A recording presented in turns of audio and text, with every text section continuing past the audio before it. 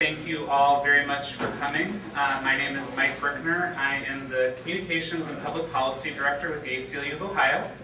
Today we're here having a press conference to release our new report, which you all should have copies of, Prisons for Profit, a look at prison privatization.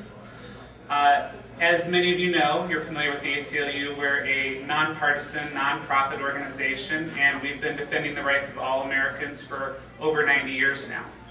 One of the central issues for our organization over the entire 90 years has been improving the conditions and operations of prisons. Here in Ohio, we've been very active in a lot of past issues. We were actors in the before and after improving the conditions at Lucasville during the 1993 uprising. We were also active during the 2000s with the Supermax facility in Youngstown. And so we have a very long history of working on these issues. Many of you know that the current state of criminal justice and prisons is a fairly dire one across the country. The number of the prison population has grown despite a decrease in the crime rate nationally. Ohio is no stranger to that. We have over 133% capacity in our state prisons right now, which has led to a lot of safety and cost concerns. Private prisons has also grown over the last several years. Currently, 9% of prisoners across the country are housed in private prison facilities. This has also led to a boon for a lot of the private prison operators. Corrections Corporation of America, which was founded in Texas, and you'll be hearing from one of our Texas cohorts soon. They reported $1.675 billion in revenues just in 2010 alone, and that's up from in the 90s when they were only making $50 million per year. So they have capitalized on the increase in privatization in our prison population. Many of you are aware of the current proposals right now before our General Assembly. In our biennial budget, there is a proposal to sell 5 facilities and privatize 3 other facilities. This wouldn't be Ohio's first brush with privatization. For those of you who've been around the state for a long time, you may remember during the 1990s, former Governor George Voinovich built a prison, federal penitentiary that was private in Youngstown. And when it opened, it was the subject of several scandals. There were 16 stabbings, 2 murders, and 6 escapes in its short time that it was open. The facility had many problems with getting medication to prisoners, access for advocates to make sure that things were being done properly, transparency at the facility. We also, then it got so bad that the city of Youngstown actually had to file suit against the city to secure the facility for the community and to also get tax revenues that the private prison operator refused to hand over to the city. The city eventually prevailed, and once the prison got its operations in order, it found it was no longer cost effective and had to shut down. Unfortunately, what happened in Youngstown is not necessarily unique across the country. Going to almost any state that has had private prisons, there are stories that are extremely troubling in every state. And in our report, we talk about issues that have happened in Pennsylvania, in Texas, Arizona.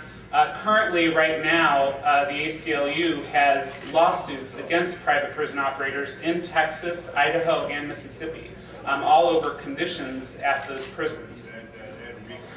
I'm going to introduce our 3 speakers today.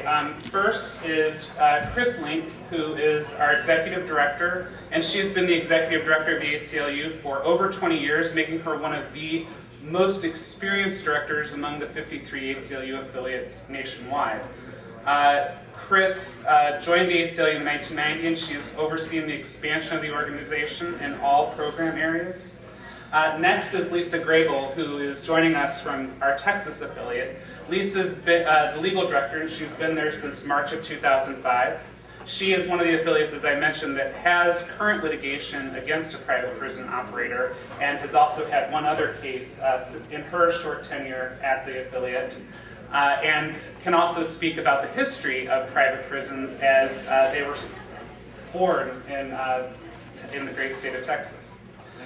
Finally, we have Shakyra Diaz, who is the policy director for the ACLU of Ohio. Shakyra has worked for the ACLU for 6 years now. She works on public policy campaigns, legislative advocacy, coalition building initiatives, and impact programming. During her time at the ACLU, she's worked on initiatives that have successfully reversed long-standing racial disparate practices and that have resulted in sentencing reform. She develops impact programs that give voice to community concerns around the state. And without any further ado, I'm going to turn it over to our Executive Director, Chris Link. Thanks, Mike. Actually, the history of private prisons in the United States dates back to as early as the Civil War. In fact, private prisons had to be outlawed at the turn of the century because they had become basically akin to a new kind of system of slavery, making incarceration first and foremost about profit, not about safety of the public or about rehabilitation or returning errants safely to society, but simply about increasing the bottom line of the corporations that run them. Private prisons create cheap labor in two means. First, they lower the payment of guards, administrators, staff, the people that run the prison system, see a precipitous decline in their own income. That's where the profit comes from in a prison, is by slashing personnel costs.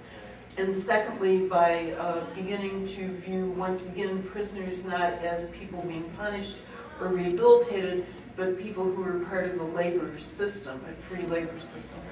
Finally, private prisons make their profit by beginning to charge the inmates for the use of every kind of incidental cost. So Ohio has already a long tradition of gouging prisoners for telephone calls.